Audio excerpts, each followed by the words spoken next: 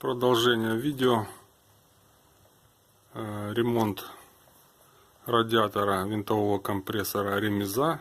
Как оказалось, уточнил я немножко. Вроде как Ремеза, да. Значит, что закончил я. Выдавила, напомню, соты излишним давлением. И на температура плюс давление масла. Там у них электроника была переделана на свой лад, короче, термопара, видать, сгорела, и, то есть, не отключила вовремя, или компрессор, я так понимаю. Здесь масло в компрессоре, оказывается, идет под давлением, таким же, как и качает, он выдает воздух, 8 вроде бы как атмосфер.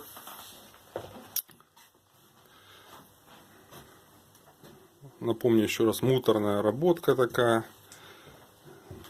Сота состоит из толстой пластины, и вокруг нее обжата самой корпуса соты. Где-то не померил точно, вот такая вот она между. Тут радиатор двухсекционный для воздуха и для масла. Вот она, миллиметровка, может 0,8, может миллиметр. Может и миллиметр, то что варилось достаточно нормально, там где не было масла. Масло как бы старался, боролся, выдувал горелкой пропаново-кислородной, выжигал. Но все равно, как бы, если много масла там попадалось, очень муторно. Швы в конце уже более-менее аккуратные получились, как я считаю. Такие. Здесь вначале начинал варить, еще с маслом не научился, так сказать. Первый раз у меня такой радиатор. Не научился я бороться попервах, а потом уже это немножко пошло. Опять же, пока все не заваришь, не проверишь. Так косвенно проверял, допустим, заварил одну, давал 6 атмосфер, мылил, там где какие-то пропуски, прорехи, подваривал, так вот смотрел. Но давал же 6 атмосфер, а дуло с незаваренных же давление выходило, то есть там в итоге не 6 получалось, там меньше. И толком некорректно оно проверяло. В итоге, когда уже все заварил, тогда уже начался маленький, можно сказать, гемор, потому что полезли все огрехи, которые ты не увидел. Как не захочешь, алюминий такая вещь, на герметичность тяжело его. Особенно когда тонкая толстая полоса, и масло присутствует. Еще поподваривал, где-то полдня посидел, помучился. Не болгаркой, а там подчищаешь фрезой и подвариваешь эти места, где бульбочки шли. Проверял уже на 10 атмосферах. Все.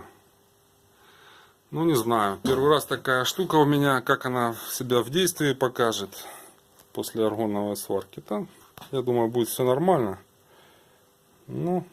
Еще да, масло, боролся с маслом и выдувал в середину воздухом и горелкой пропаново-кислородной. Но не всегда получалось. Получалось хорошо, но аккуратно нужно было косвенной дугой. То есть аргоновой горелочкой провел быстро, чтобы не спалить кромочку эту миллиметровую. Провел раз, потом зачистил щеткой, второй раз, тогда более-менее. Когда косвенная дуга немножко получалась. И то так, сантиметра по 3, по 4 и кромочку, чтобы не спалить. Довольно-таки можно варить их. Я ни разу не варил, люди, скорее всего, варили. Кто посмотрит, скажет, варится оно. Насколько оно будет практично, время покажет. Мне расскажут, если что. Так что, вот такая вот работка попалась. Кому попадется, не пугайтесь. Все это делается, все решается. Вот эти места, где я тоже опасался, где ну, граница между течью, как бы прорехой и нормальным. Думал, здесь будет это самое плохо вариться. Непонятно, оно, скорее всего, роликовой сваркой сваренные с завода. Вот эти вот соты на пайку не похоже. И ну, хорошо, спая сваривалась. Ну, не сразу, бывали такие вещи, там, где и пузырило, там, потом подчищал, подваривал. Муторная работа, надо себя настроить, если вдруг попадется такое, так сказать, на спокойствие и только спокойствие. Нервы, как бы, можно полечить такой работой в отрицательную сторону. Ну, главное спокойствие. И все получится. Так что все это делается.